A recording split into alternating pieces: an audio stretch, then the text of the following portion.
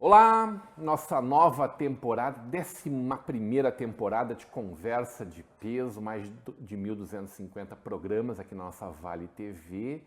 E eu tenho a honra de estar de volta, podendo conversar com os nossos telespectadores, nossos internautas, pessoal aqui do nosso Vale dos Sinos, né? Através do nosso canal 14 da NET para Novo Hamburgo, Campo Bom, Sapiranga e Estância Velha, pelo nosso canal 6 em São Leopoldo, pelo mundo inteiro através da internet. Agradecendo demais o carinho dos nossos telespectadores, dos nossos amigos, aos nossos parceiros, apoiadores culturais aqui do nosso Conversa de Peso. Muito obrigado, Sicredi Pioneira, juntos construímos comunidades melhores. Nossa faculdade INH, aqui você vive o conhecimento. Mercator Feiras e Eventos. A gente, infelizmente, não pôde ter a realização do SIC, por motivos óbvios, né? Não tinha como pessoas do mundo inteiro descerem em Porto Alegre, irem até Gramado, mas está confirmadíssimo, edição 2025, e o Mundo do Calçado se encontra na Zero Grau, no Serra Parque, em Gramado, em novembro. O apoio de Locfer Fechaduras e Acessórios, obrigado aos nossos apoiadores culturais. Conversa de Peso de hoje vai falar de filosofando. De filosofia sim, mas muito desfilosofando. Meu convidado de hoje é natural de Taquara, filho do seu Abdel Razak, da dona Irene, cursou administração de empresas e marketing nos Estados Unidos. Companheiro da Thaís, o pai da Célia e da Débora, lecionou inglês por anos, trabalhou com importação e exportação e completa 40 anos como designer de calçados. É licenciado em filosofia e tem estudos na área de egiptologia, da reciclagem de roupas pela Universidade de Estocolmo, mais 5 pós-graduações em História, Psicologia e Coach e inúmeras especializações. Participou de mais de 500 feiras em 42 países. Em 1995, fundou, junto com amigos, a Tribo do Som. Foi juiz de finais americanas e instrutor da IASCA USA, Brasil e Argentina, além de escrever durante 10 anos para as revistas Car Audio Argentina, Som e Carro Brasil, Audio Car USA e revista Tuning Brasil. É, desde abril, apresentador do programa Filosofando com Samir na nossa Vale TV. Hoje teremos uma conversa de peso com Samir Abdel Razak Abdallah Abu Abdu. Ô Samir, tarefa de gincana falar esse nome aqui. Uma honra te receber para essa conversa de peso, meu amigo. Muito obrigado, é realmente uma honra também estar aqui. Eu acho que com essa apresentação aí nós podemos terminar o programa. Oh, mas reduzida essa aqui, né? Porque o currículo desse homem é coisa para falar assim umas 4h30 só do currículo. Tu gosta de estudar? Gosta de aprender? Eu entrei para a escola, na Escola Santa Terezinha, eu tinha 2 anos de idade. E eu saí aos quase 4, devido à separação dos pais, mas semi-alfabetizado. Então, aos 4 anos e meio para 5 anos, eu já tinha o recurso da leitura e da escrita. E isso me favoreceu muito, principalmente no aprendizado. A leitura básica era revista em quadrinhos, né? Não eram livros, eram revistas em quadrinhos. O Seu Reis, que tinha uma livraria na Joaquim Nabuco, achava que eu era um intrometido, mas eu aprendi muita coisa a partir do que ele me deixava ler lá, e quando ele me mandava embora eu ia, né? Então eu tive uma certa facilidade devido à questão de gostar de estudar, né? E sempre questionar meus professores por que a nota máxima era 10. Não era bastante? Eu questionava por que nós tínhamos uma limitação de 10, e eu também me questionava já na época por que a maioria dos meus colegas lutava pela nota mínima para passar, que era 5, né? E na época eu fiz todo o meu a pré-escola, o fundamental, o ensino médio, que era na minha época, então, primeiro e segundo graus, eu fiz tudo no Pio XII. E o Pio XII, de uma escola que veio, foi assim, uma herança do São Jacó, que virou Pio XII, e ali mudaram a média de 5 para 7. Pô, isso abalou a estrutura de muita gente, né? Então, o questionamento de por que somente 10 me fez visitar a sala do coordenador inúmeras vezes, né? Tu era um subversivo da época, praticamente. Eu diria que eu era As pessoas que perguntam muito não são muito bem vistas até hoje no mundo, viu? Eu era um calado que escutava muito e acumulava aquilo com uma certa percepção de que eu deveria falar menos do que deveria escutar, na verdade, né? E quando eu tinha oportunidade, eu largava o verbo, né? Então, eu lembro de uma aula de religião que eu não tinha o hábito de mascar chiclete, mas para ter uma ideia, eu até hoje não masco, eu não tenho esse hábito, né? E eu entrei numa aula de religião mascando chiclete, porque um colega meu me deu um strawberry lá, que era um fantástico, tinha um gostinho de morango, e eu entrei na aula de religião e a professora disse, não, tu já levanta e vai direto para o coordenador lá, porque isso aqui é uma aula de religião. Cristo não mascava chiclete. Eu olhei para o professor e disse, olha, professor, não mascava, porque não tinha. Porque ele não descobriu o que era bom. Agora, eu não sei se foi um trauma, mas foi mais uma visita à coordenação. Era o professor Leopoldo já lá na sala?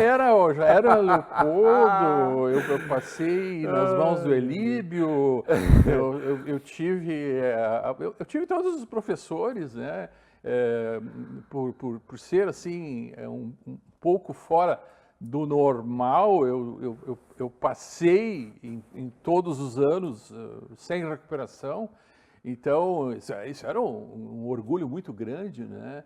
A maioria já planejava chegar no final do ano e já pegar a recuperação para tirar 5, porque aí era a média, né? Aí a média caía para 5, dos 7 então caía para 5, então ele somava lá 3 trimestres a 6 dava 18 precisava de 20, o total ele tirava 2 na prova, ele ficava com média 5 e passava.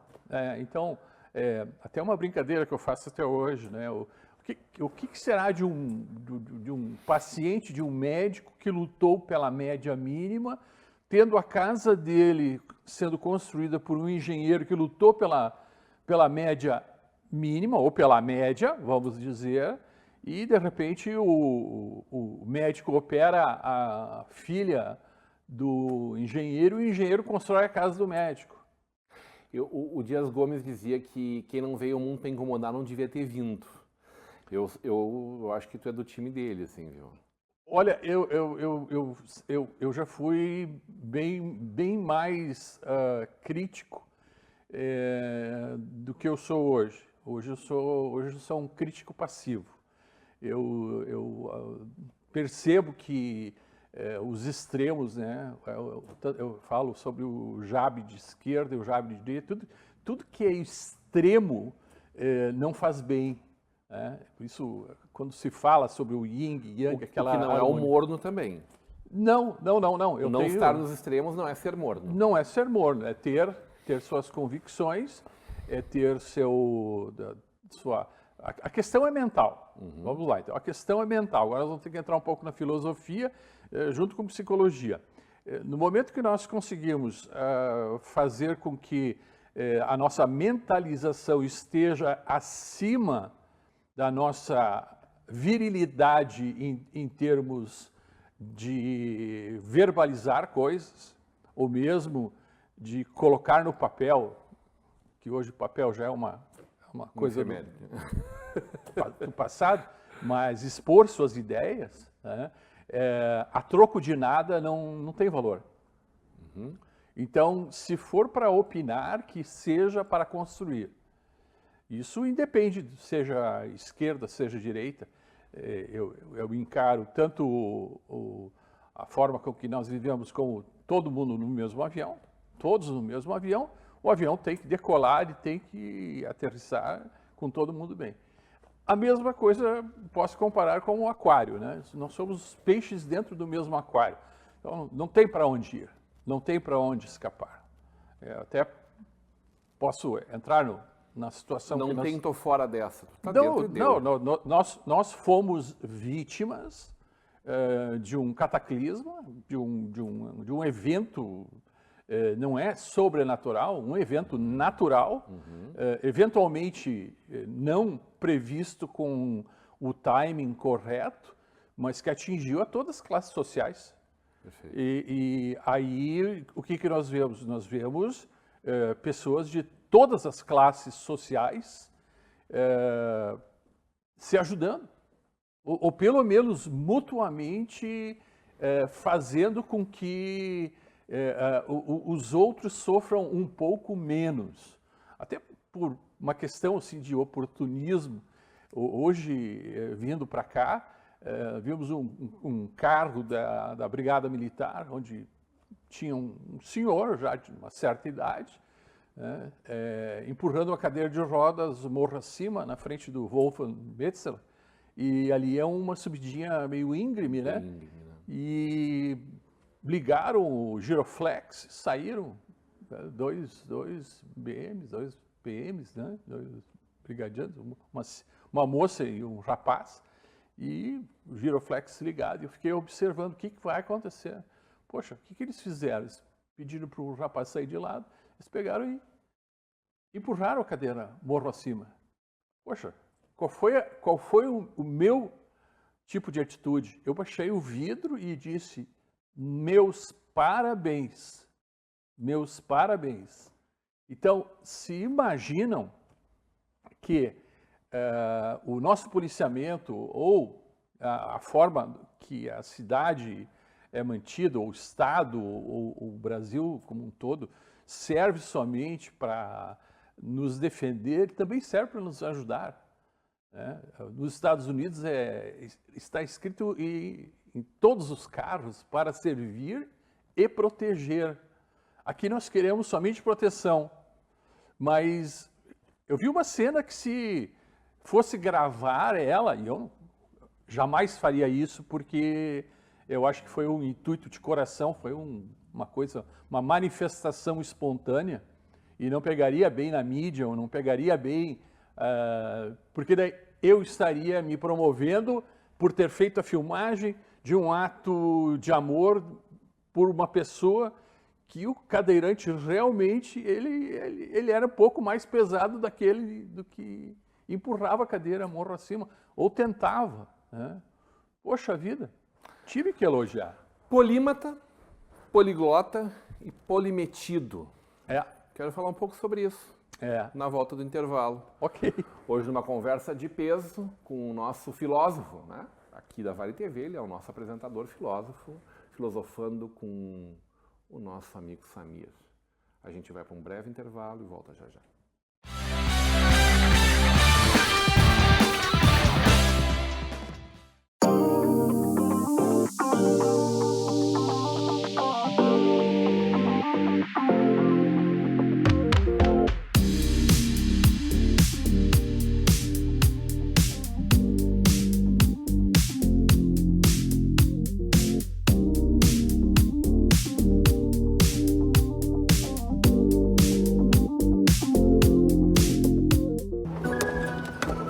Quando o assunto é investimento, quem não se sente meio perdido?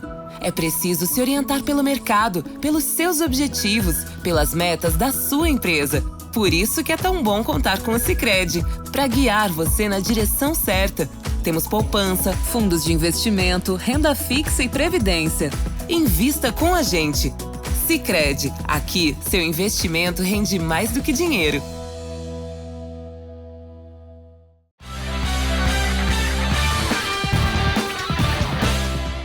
De volta para uma conversa de peso, hoje recebendo o nosso filósofo, entre tantas e tantas atribuições, mas também o nosso polímata, nosso poliglota, nosso polimetido. Ô Samir, que história é essa toda aí, hein? O que te dá mais orgulho? O poliglota, o polímato ou o polimetido? Eu quando nasci, eu acho que eu criei já uma frase filosófica para mim mesmo, que tinham duas coisas que eu não gostaria de que acontecesse na minha vida. Primeiro era morrer burro e segundo, morrer sem condições de dizer que eu fui feliz. E para não, na época, nós estamos falando aí, eu sou de 1962, então eu tenho 62 anos de idade. Eu tive que me esforçar para aprender as coisas que eventualmente não poderiam ser aprendidas por motivos políticos e óbvios ou de um resguardo. Essa é a parte polímata, né? Eu continuo a praticar até hoje. Eu leio. A minha diversão, o meu lazer é leitura. Leitura mais variada possível, mas eu já li mais de 10 mil livros. Tipo assim, vamos dos extremos aí. Olha...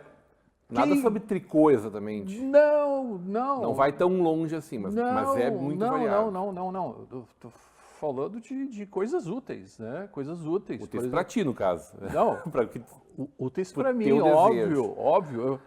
Isso é uma das coisas que quântica, óbvio que sim. Isso é brincadeira. Não, pois é. Mas daí onde é que entra a egiptologia aí no meio disso? Deixa eu começar do princípio, então. Como eu disse, eu tive uma ótima pré-escola quando criança, tive uma ótima educação dentro da escola que eu estudei, Pio XII. Eu fui um daqueles que tentou achar uma outra escola mais difícil porque estava muito fácil. E com isso eu quase fui expulso do Pio XII. E, diga-se de passagem, eu estudava com bolsa, né? Então eu não podia tirar menos que uma nota X, se não me engano era 8,5, e eu passava lá com 9, passava com 10, mas eu não falava para os outros. E aí eu descobri que no último andar, né, existiu uma bela de uma biblioteca, e nessa biblioteca eu descobri um livrinho preto com coqueirinho que não dizia nada, só dizia Malbataan. Poxa, eu olhei assim, puxa, 16, 14, 15 livros. Aí eu fui perguntar para a moça, eu tinha 6 para 7 anos, fui perguntar para a moça, o que é esse Malbataan? Não, isso não é para ti, isso aí é muito... É muito avançado, tu é muito criança, tu é muito jovem para esse tipo de coisa, tu está recém na primeira série, tu nem sabe ler direito. Eu disse, não, eu sei ler. Não, romance também. Muito bem escrito. Muito Por bem. exemplo? Brasileiro, diz um aí mais moderno. Tem? Me fizeram ler e assistir o filme da Capitu. Bom, né? Bom. O filme menos do Machado de Assis. Bom. Eu acho que faltou um pouco de tempero. Faltou um pouquinho de Jorge Amado nele ali. Faltou um pouquinho de Cora Coralina. Boa, tá bem. Eu gosto mais de Cora Coralina do que Jorge Amado.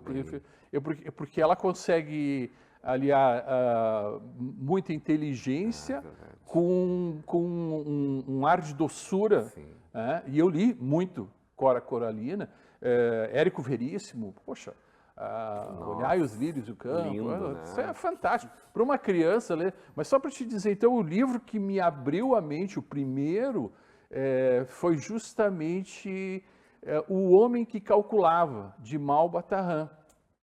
Malbataan era o pseudônimo de um professor de matemática do interior de São Paulo, que eu só vinha descobrir quando eu tinha 20 cacetada de anos.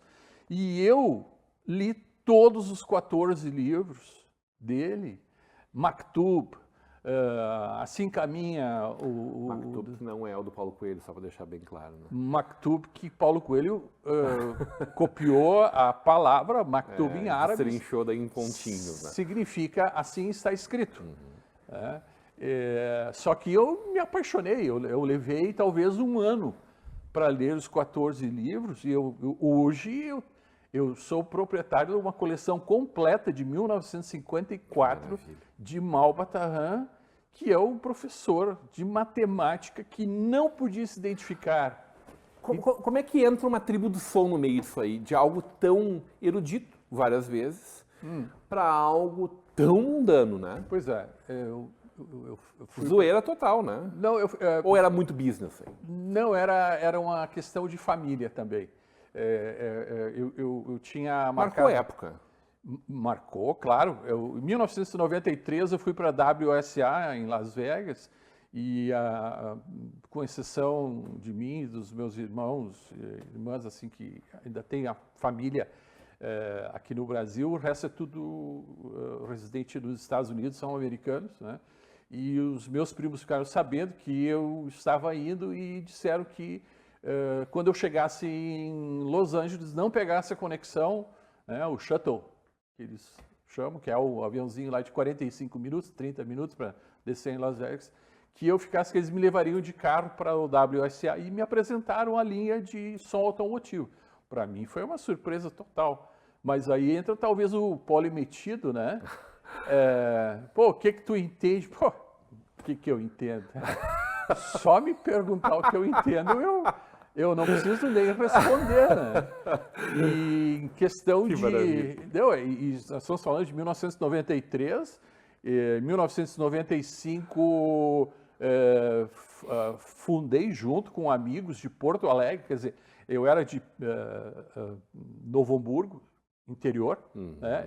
E os amigos, entre aspas, vou dizer assim, amigos, porque nós nos conhecemos durante as feiras, que daí eu comecei a ir numa outra feira que acontece somente em janeiro, que é somente para eletrônicos, aí eu comecei a ver a turma de Porto Alegre lá, e essa feira acontece até hoje. E em 1996, 3 anos depois, eu já tinha um escritório em São Paulo. Então, já fazendo distribuição a partir do Sul, com o escritório aqui, e já lá em São Paulo. E lá em São Paulo eu fui reconhecido pelo Polimetido, né? Eu já fui na reunião da IASCA, eu já fiz o curso da IASCA nos Estados Unidos, aí eu fiz mais 30 dias de preparação do Installers Institute. Eu somo aproximadamente, para não mentir, em torno de uns 80, 100 diplomas de certificação entre os vários, né, polimetidos. Quer dizer que quando o pessoal ouve muito carro, assim, zoando Rio Grande afora, na praia, no verão, na cidade, em qualquer momento, tu é um dos culpados por isso tudo. Eu saí fora do ramo por causa disso. Mesmo? Eu estava brincando. Não. Quando criaram o trio elétrico, eu disse... Eu sou um audiófilo treinado nos Estados Unidos, o único audiófilo vivo na América Latina que tem os badges todos. Eu julguei nos Estados Unidos, em Dallas, durante 3 anos consecutivos, e quando veio a tal da corneta com mais o que nós tínhamos o subwoofer, que é o de baixa frequência, ele trabalha entre 120 e 20 Hz, vamos falar assim, que é a medição, né? A parte subsônica. Aí vieram com um woofer com 600 Hz de abertura e aqueles super tweeters de 3.000 a 15.000, 18.000 Hz, né? Que aí é o ultrassônico, né? Nós temos subsônico e ultrassônico. O que acontece? Simplesmente acabou o prazer da individualidade, de escutar o som dentro do carro, e trouxe uma coisa pior ainda. Forçou as outras pessoas do mesmo ambiente a gostarem ou escutarem o gosto musical da pessoa que tocava.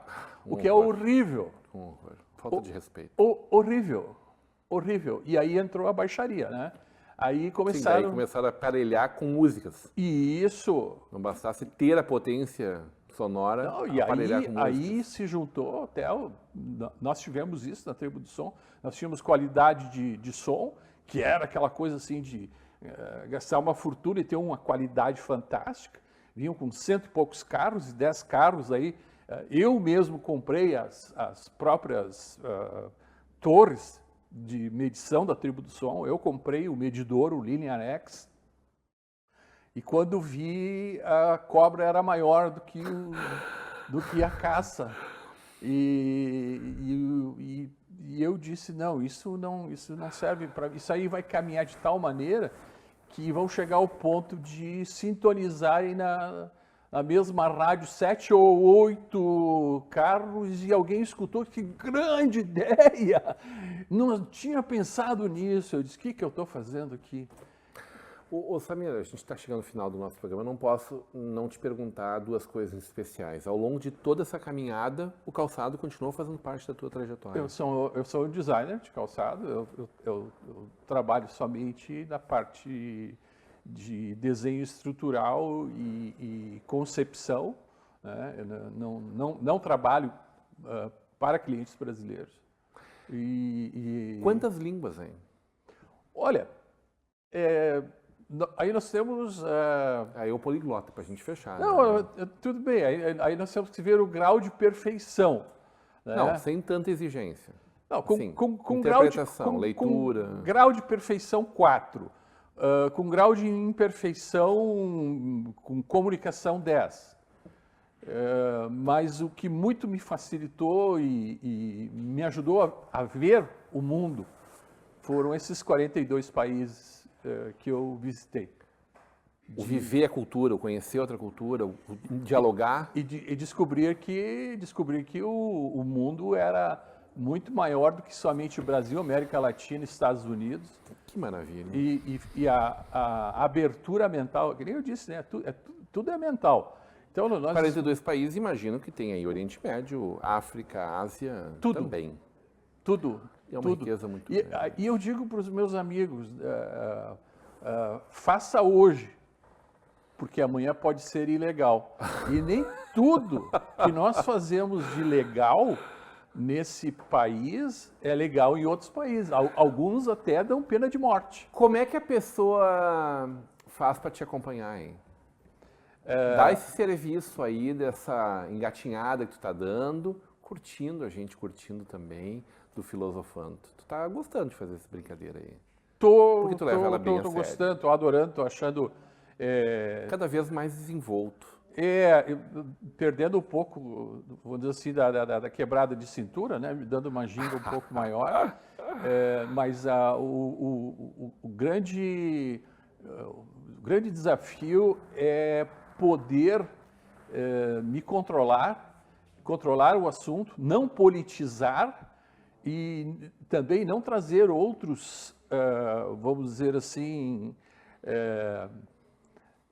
assuntos que não sejam convenientes para o momento e que venham a agredir o telespectador. Ele tem que gostar daquilo que ele está escutando, que eu estou dizendo para ele, tem que ser uma novidade tão grande que ele diz, pô, valeram os 30 minutos de investimento do meu tempo. Provocador como tu é. Já fui bem mais, mas... domesticado? Eu me autocontrolo, né? Autoeutanásia, lobotomia, pode chamar do que Surdez quiser. Seletiva? Eu até, a questão do seletivo é uma coisa... a memória seletiva... É saudável, né? Não, a memória seletiva também saudável. É muito bom. É muito bom. Lembra só do que quer, daquilo que interessa e o que faz bem. Aquilo que não interessa, que não faz bem, inclusive pessoas... Essas eu consegui, inclusive, tirar da minha vida. Mas é bom marcar na paleta para a gente não esquecer. Senão a gente depois vai de novo. Sabe? Nós vivemos uma vida sem ter certeza do que vai acontecer pós-morte. Uhum. No entanto, nós vivemos uma vida toda em busca de uma coisa chamada matéria, sabendo que a matéria não vai nos acompanhar. E aí eu pergunto, o que vale a pena? quando o bandido chega e aponta aquela arma e diz a carteira ou a vida? Adorei falar contigo. Muito obrigado. Conversa de peso, eu não vou ler esse nome grande. Fala para nós aqui, Samir. Samir Abdelrazak Abdallah Abu Abdo. Samir Abdo, na nossa Vale TV, no Filosofando.